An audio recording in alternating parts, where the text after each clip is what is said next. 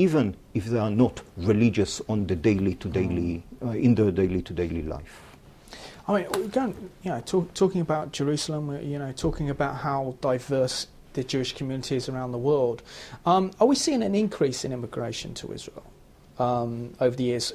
Are there new areas of immigration? I mean, I know that the one big part that Israel plays plays a central role between its relationship with the Jewish communities around the world, that Israel is in the centre. So in your capacity and in your experience, is there an increase in immigration, or as you say in Hebrew, aliyah, to make aliyah to Israel from around the world? And where's the biggest communities coming from? I think that aliyah was always, during the last, I would say, 130 years of modern aliyah to Israel, because Jews went to Israel always. For the last 2,000 years, we always had waves, small waves, of Jewish communities or of important individuals making aliyah to Israel. Lately, we see in modern Israel some kind of sinus, up and down. There are times in which, for example, the Russian immigration of the last 15 to 20 years, which brought more than 1 million people to Israel, to a country that used to be between 5.5 million, to absorb 1 million is quite a significant effort. I think that today we are in a stagnation of this aliyah, of this immigration to Israel process. I think that what is very interesting is to see from a social point of view how every wave that came to Israel, whether it's a wave that came from Poland, from Russia, from Western Europe, from Morocco, from India, and even today from Ethiopia, is bringing something new to this amalgam of very interesting culture, again, with some points that are basic ones, like Jerusalem, like the Jewish identity, but as a whole, the traditions, the kitchen, etc., etc., etc. So whenever the number is huge, like the Russian immigration of 1 million people, or whether the numbers are a little bit smaller, of several hundreds of thousands, of dozens of thousands, every wave of immigration to Israel brings a new flavor. And when you stroll in the city of Jerusalem, in the streets, or in the city of Tel Aviv, and you see the people, the way they dress, and when you go to the kitchens and you go to the restaurants, I cannot compare it to London, this huge amalgam of nations, I would say, in one city. But in Israel, you see it in the whole of the state of Israel. It's a beautiful amalgam. I think it's a very unique experience in this world, especially for the Jewish people after 2,000 years, to come back to Israel and to have this notion of we are building, a new country, a new state, in a way, a new people in Israel, is a wonderful experience.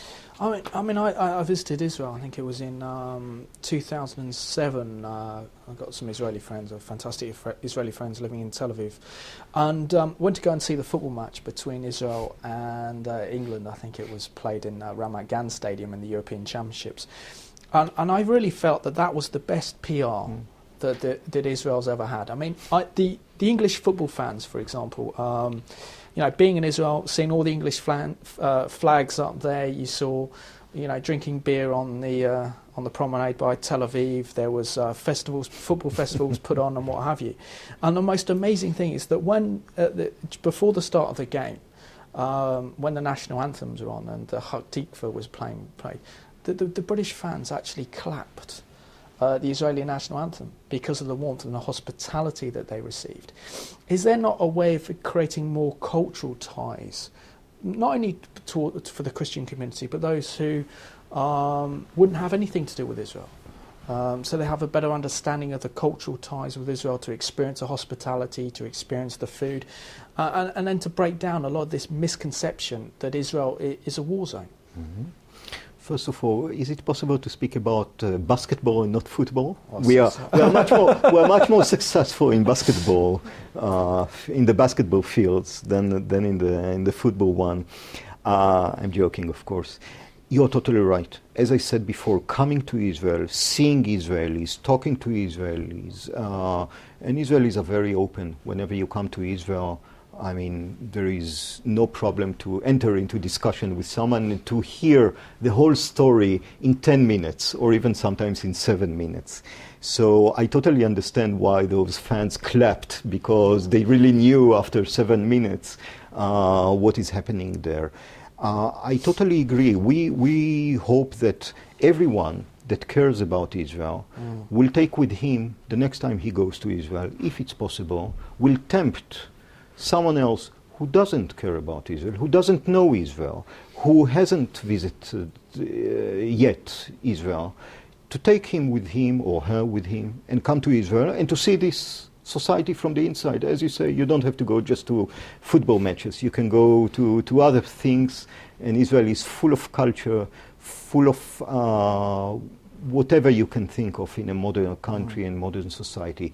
So I do think it is possible, and I do agree with you, this is one of the most important issues, to come and to see on the ground what is modern Israel like. And again, it is not just the conflict. I mean, we see in Britain here, you've been here 5 months, I think you'll probably, but just by picking up the newspapers and get a sense of the feeling that Britain's very much suffering economically, particularly trying to cut back with the banking crisis and trying to cut back the budget deficit, and we're seeing an increase in VAT. How has Israel been able to weather the economic storm?